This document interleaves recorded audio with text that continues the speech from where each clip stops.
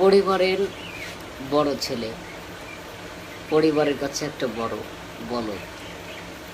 আপনারা বলবেন কি করে পরিবারের বড় ছেলে পরিবারের কাছে বলদ হয়? আমি এখন আপনাদের বলে দিচ্ছি। পরিবারের বড় ছেলে এত হাড়ভাঙা পরিশ্রম করে কষ্ট করে যতই পরিবারের মন জয় করার, বাবা মার মন জয় করার চেষ্টা করুক না কেন, যতই টাকা পয়সা নিয়ে এসে দিক, যতই কষ্ট করে ইনকাম করে পরিবারকে সুখে রাখার চেষ্টা করুক না কেন, তবুও পরিবারের বড় ছেলে তাদের মন জয় করতে পারে না।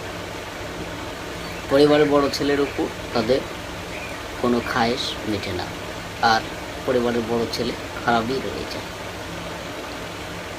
আর পরিবারের ছোট ছেলে মানে একটা হীরার খনি। সে সারা বছর যদি কথা নাও বলে, বছর শেষে একটা দিন যদি এসে বাবার হাতে যদি 10 টাকা দিয়ে, সেই 10 টাকা নিয়ে সারা এলাকা বাবা ঘুরে বেড়াবে আর বলবে, দেখো আমার ছেলে, আমার ছোট ছেলে আমাকে 10 টাকা দিয়েছে।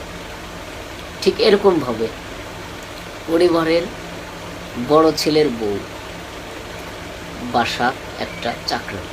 আপনারা বলবেন পরিবারের বড় ছেলে বউ বাসার কীভাবে চাকরানি হয়? এখন আপনাদের আমি উদাহরণস্বরূপ বলে দিচ্ছি। এই যে দেখুন, পরিবারের বড় ছেলের বউ যতই হাড়ভাঙা পরিশ্রম করুক, যতই এই যে সকালবেলা উঠে ঘর ঝাড়ু দিবে, উঠান ঝাড়ু দিবে, ইভেন্ট থালা বাসন পরিষ্কার করবে, আরও গরুর ঘর যেটা আছে সেটাকে আমাদের গ্রামের ভাষায় গোয়ালঘর বলা হয়। এখন আপনাদের ভাষায় কি বলেন সেটা একটু কমেন্টে জানাবেন। তো সেই গরুর ঘর পরিষ্কার করবে, গরুর নাক ফেলাবে, কিন্তু তারপরও শাশুড়ির কাছে বড় ছেলের বউ কিন্তু খারাপই রয়ে যায়। কখনোই বড় ছেলের বউ শাশুড়ির মন জয় করতে পারে না। আর পরিবারের ছোট ছেলের বউ যদি বছরে একদিন যদি একটা থালা যদি এরকম পরিষ্কার করে দেয়, তো সেই থালা নিয়ে শাশুড়ি কী করবে? পাড়া এলাকা বেড়ায় দেখাবে, এই যে দেখো আমার ছোট ছেলের বউ এই যে এরকম আমার থালা বাসন সুন্দরভাবে পরিষ্কার করে দিয়েছে। সেই থালাটা সারা এলাকা দিয়ে দেখাবে।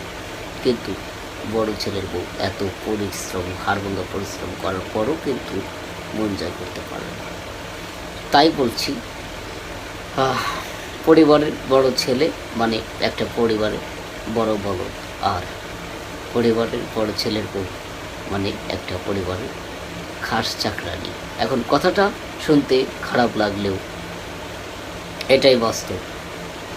তবে সব জায়গায় না, কিছু কিছু জায়গায়